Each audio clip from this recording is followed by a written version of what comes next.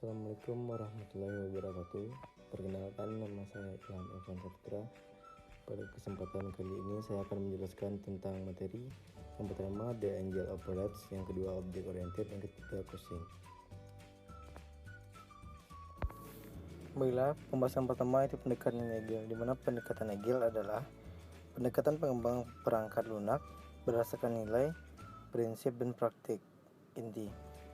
Empat nilai tersebut adalah komunikasi, kesederhanaan, umpan balik, dan keberanian. Dimana kami merekomendasikan agar analisis sistem mengadopsi nilai-nilai ini di semua proyek yang mereka lakukan, tidak hanya saat mengadopsi pendekatan Hegel.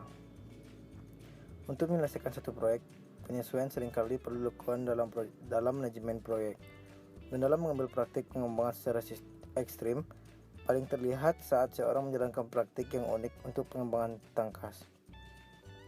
Nah, di mana ada proses pengembangan untuk proyek Hegel, di mana ada aktivitas dan perilaku yang membentuk cara anggota tim, pengembangan dan pelanggan bertindak selama pengembangan proyek yang gesit. Ada dua kata yang menjadi ciri proyek yang dilakukan dengan pendekatan Hegel adalah interaktif dan inkremental. Yang kedua ada eksplorasi. Nah, selama eksplorasi, Anda akan menjelajahi lingkungan Anda, menegaskan keyakinan Anda bahwa masalahnya dapat dan harus didekati dengan pengembangan yang gesit, mengumpulkan tim, dan menilai keterampilan anggota tim.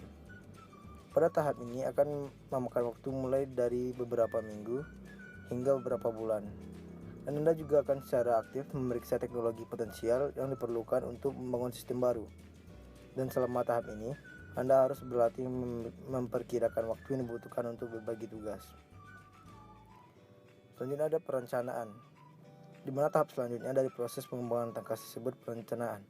Berbeda dengan tahap pertama, perencanaan mungkin hanya membutuhkan beberapa hari untuk diselesaikan. Dan pada tahap ini, Anda dan pelanggan Anda menyepakati tanggal mulai dari 2 bulan hingga setengah tahun dari tanggal saat ini untuk menyampaikan solusi bagi masalah bisnis mereka yang paling mendesak. Dan jika kegiatan eksplorasi Anda cukup, tahap ini harus sangat singkat. Pada permintaan perencanaan, menguraikan aturan yang dapat membantu merumuskan hubungan tim pengembangan tangkas dengan pelanggan bisnis mereka. Dan meskipun aturan membentuk gagasan tentang bagaimana Anda ingin masing-masing pihak bertindak selama perkembangan, aturan tersebut tidak dimaksudkan sebagai pengganti suatu hubungan. Jadi, kami menggunakan metafora sebuah game.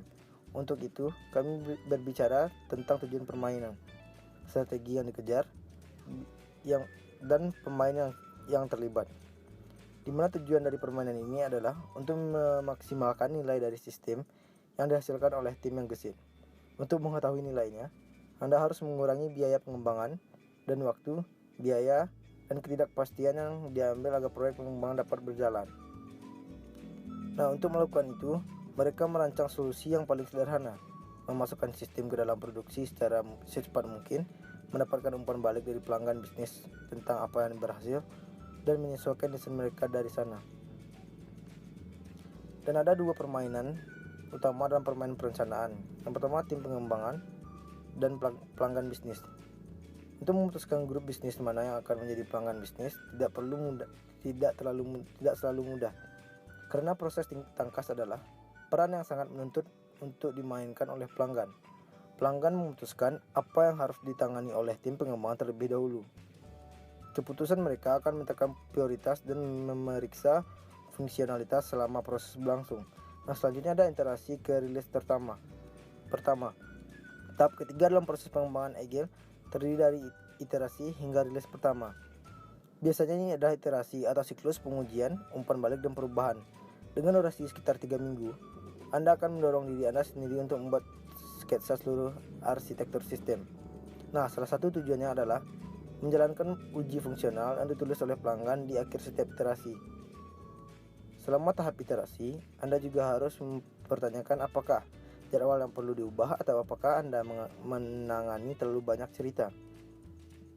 Selanjutnya ada produksi. Beberapa aktivitas terjadi selama fase ini.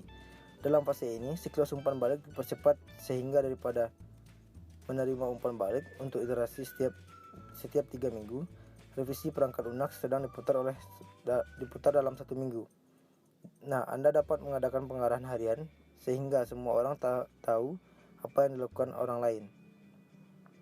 Selanjutnya ada pemeliharaan. Setelah dirilis, sistem harus tetap berjalan dengan lancar. Fitur baru dapat ditambahkan, saran pelanggan yang lebih berisiko dapat dipertimbangkan, dan anggota tim dapat dirotasi ke dalam atau keluar tim. Selanjutnya analisis dan desain sistem berorientasi objek, di mana analisis dan sistem berorientasi objek adalah pendekatan yang dimaksud untuk memfasilitasi pengembangan sistem yang harus berubah dengan cepat sebagai respon terhadap lingkungan bisnis yang dinamis. Nah, ada teknik berorientasi objek dianggap bekerja dengan baik dalam situasi di mana sistem informasi yang rumit, menjalani pemeliharaan, adaptasi, dan desain ulang yang berkelanjutan. Pemrograman berorientasi objek berada dari pemrograman prosedural tradisional dengan memeriksa objek yang merupakan bagian dari sistem. Setiap objek adalah representasi komputer dari beberapa hal atau peristiwa aktual. Objek mungkin pelanggan, barang, pesanan, dan sebagainya. Objek diwakili oleh dan dikelompokkan ke dalam kelas yang optimal untuk digunakan kembali dan dipelihara. Kelas mendefinisikan kumpulan atribut dan perilaku bersama ditemukan di setiap objek di kelas. Di mana ada fase di UML mirip dengan yang ada di SDLC, karena kedua metode tersebut berbagai pemodelan yang kaku dan tepat. Keduanya terjadi dalam kecepatan yang lebih lambat dan disengaja daripada fase pemodelan yang tangkas. Nah, ada langkah-langkah berikut ini memberikan gambaran singkat tentang proses UML. Yang pertama, tentukan model khusus penggunaan. Di mana dalam fase ini, analisis mengidentifikasi aktor dan peristiwa besar yang diprakarsai oleh para aktor. Seringkali analisis akan mulai dengan menggambar diagram dengan figur tongkat yang mewakili para aktor dan pernah yang menunjukkan bagaimana para aktor berhubungan. Ini disebut dalam diagram case dan ini mewakili aliran peristiwa standar dalam sistem. Kemudian, seorang analisis biasanya menulis skenario use case yang menjelaskan dengan kata-kata langkah-langkah yang biasanya dilakukan. Nah, yang kedua, selama fase analisis sistem, mulailah menggambar diagram UML. Pada tahap kedua, analisis akan menggambar diagram aktivitas yang menggambarkan semua aktivitas utama dalam use case. Selain itu, analisis akan membuat satu atau lebih diagram aturan untuk setiap kasus penggunaan yang menunjukkan urutan aktivitas dan waktunya. Ini adalah kesempatan untuk kembali dan meninjau kasus penggunaan, memikirkan ulang, dan memodifikasinya jika perlu. Nah, yang ketiga, melanjutkan fase analisis, mengembangkan diagram kelas. Kata benda dalam kasus penggunaan adalah objek yang berpotensi dapat dikelompokkan ke dalam kelas. Misalnya, setiap mobil adalah objek yang memiliki karakteristik yang sama dengan mobil lain. Bersama-sama mereka membentuk sebuah kelas. Yang keempat, masih dalam tahap analisis, menggambarkan diagram state card. Diagram kelas digunakan untuk menggambar diagram state card yang membantu dalam memahami proses kompleks yang tidak dapat sepenuhnya diturunkan oleh diagram urutan. Diagram state card sangat digunakan dalam memodifikasi diagram kelas sehingga proses iteratif pemodelan UML terus berlanjut. Yang kelima, mulailah desain sistem diagram memodifikasi diagram UML, kemudian lengkapi spesifikasinya. Desain sistem berarti memodifikasi sistem yang ada dan itu berarti memodifikasi diagram yang digambar pada tahap sebelumnya. Diagram ini dapat digunakan untuk menurunkan kelas, atributnya, dan metodenya. Analisis perlu menulis spesifikasi kelas untuk setiap kelas termasuk atribut, metode, dan deskripsinya. Nah, yang keenam, kembangkan dan dokumentasikan sistem. UML tentu saja adalah bahasa pemodelan. Seorang analisis dapat membuat model yang bagus, tetapi jika sistem tidak dikembangkan, tidak ada gunanya membangun model. Dokumentasi sangat penting. Semakin lengkap informasi yang ada berikan kepada tim pengembang melalui dokumentasi dan diagram UML, semakin cepat pengembangan dan semakin solid sistem produksi akhir. Selanjutnya, memilih metode pengembangan sistem yang akan digunakan. Perbedaan di antara tiga pendekatan yang dijelaskan sebelumnya tidak sebesar yang terlihat di awal. Dalam ketiga pendekatan tersebut, analisis perlu memahami organisasi tersebut terlebih dahulu. Kemudian, analisis atau tim proyek perlu menganggarkan waktu dan sumber daya mereka dan mengembangkan proposal proyek. Selanjutnya, mereka perlu mewawancari anggota organisasi dan mengumpulkan data rinci dengan menggunakan kuesioner.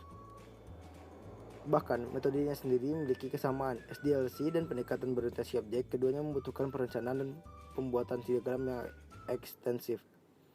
Pendekatan Agile Dan pendekatan proyek objek memungkinkan sistem dibangun satu persatu sampai seluruh sistem selesai. Pendekatan Hegel dan SDLC sama-sama memperhatikan cara data bergerak secara logis melalui sistem. Baiklah, sekian dari presentasi saya pada kali ini. Apabila ada kekurangan materi maupun salah-salah kata, saya meminta maaf. Wabillahi taufiq wa hidayah. Wassalamualaikum warahmatullahi wabarakatuh.